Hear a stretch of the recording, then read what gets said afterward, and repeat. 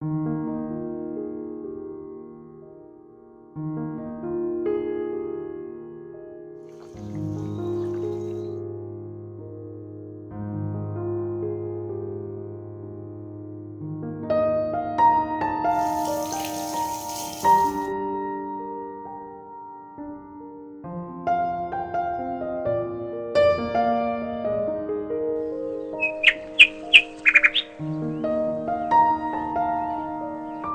Morning বন্ধুরা, কেমন আছো তোমরা সবাই? আশা করব যে যেখান থেকে আজকে আমার এই ভিডিওটি দেখছো সকলেই সুস্থ ও ভালো আছো। হঠাৎ করে আবার তোমাদের মাঝে ফিরে আসলাম। সবাই কি অবাক হচ্ছে তো যে এতদিন কোথায় ছিলাম, কি হয়েছিল? তো আজকে সব কিছুই এই ভিডিওতে বলবো। তো চলো শুরু করি আজকের ভিডিও। এখন ঘড়িতে বাজে সকাল 9টা মতন। মেয়েকে স্কুলে পৌঁছে দিয়ে বাড়িতে এসেছি। মেয়েকে স্কুলে টিফিনে দিয়েছিলাম রুটি আর আলুর তরকারি। তো আমার জন্য এখন 2-3টে রুটি ভেজে নিচ্ছি, সাথে পাশে চাও বসিয়ে দিয়েছি।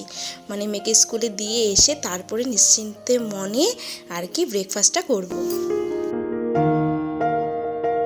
আজকে অনেক দিন বাদে ভিডিও এডিট করে ভিডিওতে ভয়েস দিচ্ছি, সেই জন্য একটু প্রবলেম হচ্ছে। মনে করতে পারছি না কি বলবো বা কি না বলবো, কি বললে তোমাদের শুনতে ভালো লাগবে বা কীভাবে বললে তোমাদের শুনতে ভালো লাগবে। খুব নার্ভাস ফিল হচ্ছিল।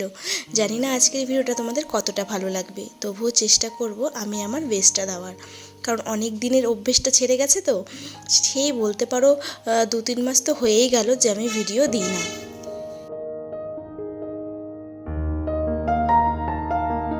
তো চলো তোমাদেরকে তোমাদের কোশ্চেনের অ্যান্সারগুলো বলে দিই। মানে তোমরা অনেকেই জানতে চাও যে দিদিভাই তুমি কেন ভিডিও দিচ্ছ না, তোমার ভিডিওগুলো ভীষণ ভালো লাগে, তুমি আগের মতন ভিডিও কন্টিনিউ করো, তোমার শরীর কি এখনও সুস্থ হয়নি? যদিও এই সব কিছুর অ্যান্সার আমি আমার শর্ট ভিডিওতে দিয়েছি, কিন্তু তবুও তোমাদেরকে একটু ডিটেলে বলাটা উচিত আমার মনে হয়। আমার জন্য দেখি অনেকেই অপেক্ষা করে থাকো। সত্যি ভীষণ খারাপ লাগে যখন তোমরা আমাকে বলো না দিদিভাই ভিডিও দাও, কেন দাও না ভিডিও।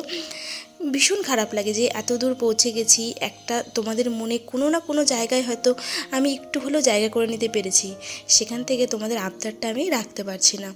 কিন্তু কি করব বলো, পরিস্থিতিটা এখন এমন হয়ে গেছে না যে ভিডিও করতে মন চায় না, মন চাইলেও করে উঠতে পারি না। মন তো চায় না ঠিক বলবো না, কারণ আমি বহু কষ্ট করে এইটুকু জায়গাতে আসতে পেরেছি।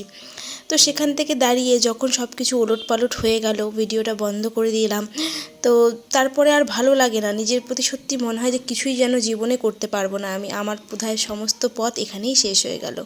আমি ভেবেছিলাম যে ধীরে ধীরে ইউটিউবটাকে আমি প্রফেশন করে নেব, ইউটিউবে একটু হলেও সাকসেস পাবো, এগিয়ে যাব তোমাদের ভালোবাসায়, কিন্তু কিছুই আর হয়ে উঠলো না।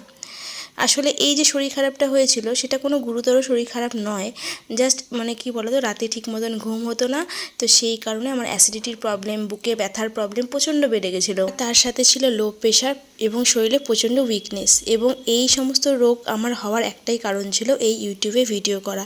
কারণ সংসারের সমস্ত কাজ, বাচ্চার পড়াশোনা সমস্তটা দেখে আমি না ঠিকঠাক সামলে উঠতে পারছিলাম না, এবং রাত জেগে জেগে মোবাইলে ভিডিও এডিট করতাম, এবং সাথে সাথে মানে ইউটিউবের তো অনেক কিছু জানার ব্যাপার থাকে, টেকনিক্যাল ভিডিও দেখতে হতো, সেগুলো দেখতাম, অন্যান্যদের ব্লগ দেখতাম। কারণ যেহেতু আমি ব্লগিং করি, সেহেতু আমি যদি অন্যান্যদের ব্লগিংগুলো না দেখি, সেহেতু কিন্তু আমি আমার বেস্টটা দিতে পারবো না। এবং ট্রেন্ডিং যে নিউ ভিডিওগুলো, যে ব্লগগুলো এখন ট্রেন্ডিংয়ে চলছে, তারা কী করে ভিডিও করছে, সেগুলো যদি আমি না দেখি, তাহলে কিন্তু আমি ঠিকঠাক ভিডিও বানাতে পারবো না।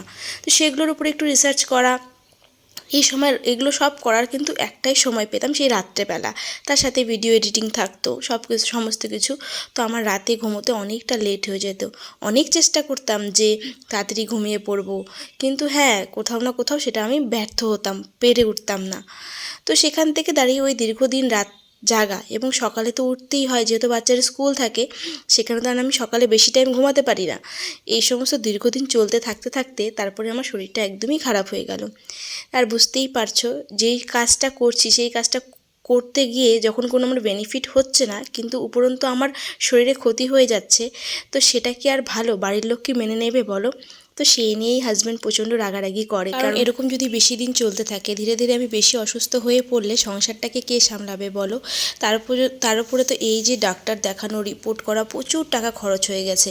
তো সেই মানুষটারও তো একটু মাথাটা ঠিক থাকার কথা নয়, মাথা তো গরম হবেই। তো সেও খুব প্রচণ্ড মাথা গরম করে আমার উপরে, রাগারাগি করে যে যেই কাজ করছো ভালো কথা, ও কোনোদিনই আমাকে মানা করেনি, বলেছে করো। কিন্তু বহুদিন হয়ে গেছে আমি এই কাজ করছি, কিন্তু সেইভাবে সাকসেস কিন্তু পাইনি। সাকসেস পাওয়া বলতে সোজা কথায় বলতে চাইছি, কোনো রকম পেমেন্ট বা ইনকাম কিন্তু আমার হয়নি। সেখান থেকে যখন এতটা খরচ হয়ে গেল, একে তো ইউটিউব করতে গেলে অনেক কিছু টুকিটাকি জিনিসপত্র কেনাকাটি করতেই হয়, মোবাইলে একটা ইন্টারনেট ভরারও ব্যাপার থাকে, রিচার্জেরও ব্যাপার থাকে, সে সমস্ত ছেড়েই দিলাম। তাছাড়া যদি এরকম অসুখ বিসুখে ভুগতে থাকি, ডাক্তারের কাছে প্রায় প্রায় যাওয়া, তো সেগুলো তো আর আমি ইনকাম করতে পারি না যে আমি তাকে হেল্প করব। উপরন্তু আমার বরের পকেট থেকে টাকাটা খরচ হয়ে যায়। তো সেখান থেকে তার রাগটাও স্বাভাবিক, সব কিছুই মেনে নিলাম। তো সে বলল যে তুমি হেলদি ওয়েতে বা তোমার শরীরের দিকে খেয়াল রেখে যদি তুমি করতে পারো তাহলে করো, এইভাবে রাত জেগে আমি কাজ করতে দেব না। কারণ আমার তোমার কিছু হলে আমার সংসারটার ক্ষতি হবে, আমার বাচ্চাটার ক্ষতি হবে, সাথে তোমার তো অসুস্থতা আছেই, তুমি তো নিজে ভুগবেই। তো এই সমস্ত নানা কারণ, এই সমস্ত অনেক কিছু বিচার বিবেচনা করে বেশ মানে 1 মাসের মতন তো শরীর অসুস্থই ছিল। আর তারপরেও আর মন থেকে আর ইচ্ছে করলো না যে ভিডিওটা কন্টিনিউ করি। তো এটাই হচ্ছে কারণ। তো দেখলে তোমাদের সাথে গল্প করতে করতে রান্নাও করে ফেলেছি। ওদিকে পাবদা মাছ রান্না করলাম আলু বেগুন দিয়ে, ধনেপাতা দিয়ে, আর এদিকে ভাতটা বসিয়ে দিচ্ছি। আর একটু কোয়াশ আর মূলো ছিল ঘরে, সেটাই ঘষে নিয়েছি, ওটাকে কিন্তু এখন ঘন্ট করব কালো জিরা ফোড়ন দিয়ে। তো এই হবে আজকে দুপুরের মানে লাঞ্চে রান্না। আর মিষ্টি কুমড়ো সেদ্ধ দিয়েছি ভাতে, ব্যাস।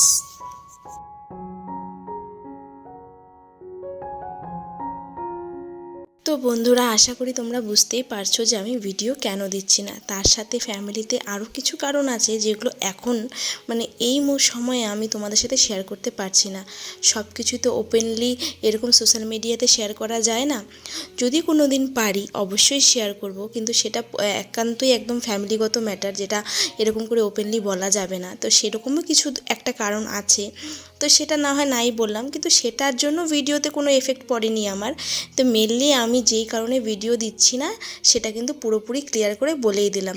তোমরাই বলো যে আমি কি খারাপ বলেছি, বা আমার হাজব্যান্ড কি খারাপভাবে আমার উপরে রাগ করেছে? তার রাগটা তো ন্যায্য বলো, তাই না? কারণ আমি যদি অসুস্থ হয়ে পড়ি তখন ভিডিওই বা করবো কী করে, বা আমার সংসারটাই বা চলবে কী করে? তো সব দিকে ব্যালেন্স করে চলতে পারি না, তো সেই অভিযোগটা অন্য কারোর উপরে নয়, আমার নিজের উপরেই নিজের। কারণ আমার মধ্যেই কোনো রকম খামতি আছে যে আমি দুদিকটা ম্যানেজ করতে পারছি না।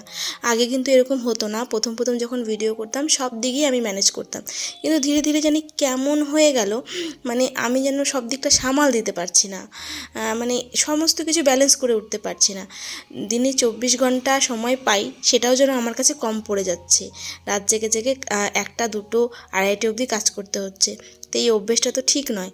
তো আমি চেষ্টা যদি করতে পারি যে আমি সমস্ত কিছু দিনের বেলায় কমপ্লিট করে ফেলবো, রাত্রে আমাকে জাগতে হবে না, তাহলে হয়তো আমি ভিডিও কন্টিনিউ করতে পারি। কিন্তু সেই ভরসাটা নিজের উপরে কোনো মতেই যেন করে উঠতে পারছি না। আসলে এতটা দিন গ্যাপ পড়ে গেছে না, এই কারণটা। তো সেই জন্যই আর কি। তো আশা করি তোমরা সবাই সবার অ্যান্সার পেয়ে গেছো।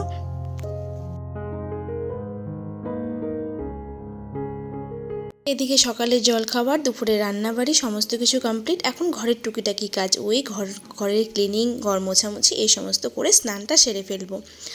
আর বন্ধুরা, তোমাদেরকে বলি, যেই ভিডিওটা তোমরা আজকে দেখছো সেই ভিডিওটা কিন্তু বহুদিন আগের। মানে এই ভিডিওটা লাস্ট শ্যুট করে আমি মানে অসুস্থ হয়েছিলাম। এই ভিডিওটা আর এডিট করতে পারিনি শরীর খারাপের কারণে। তো সেই ভিডিওটাই মোবাইলে রয়ে গেছে। তো সেই ক্লিপগুলো ভিডিও মানে মোবাইলে যখন ছিলই, ভাবলাম যে এটাই না হয় আজকে এডিট করে তোমাদের সাথে শেয়ার করি, আর তোমাদের সাথে সমস্ত কথাগুলো আস্তে আস্তে শেয়ার করি যে কী কারণ, কী বৃত্তান্ত। কারণ তোমরাও আশা করে আছো আমি ভিডিও দিতে পারছি না, তো সেই জন্যই ভাবলাম যে এই ভিডিওটা নেওয়া হয় তোমাদের সাথে শেয়ার করা যাক। তো জানি পুরনো ভিডিও দেখতে ভালো লাগে না, তোমরা নতুন ভিডিও দেখার আশায় আছো। চেষ্টা করব যে নতুন ভিডিও যেন আমি দিতে পারি।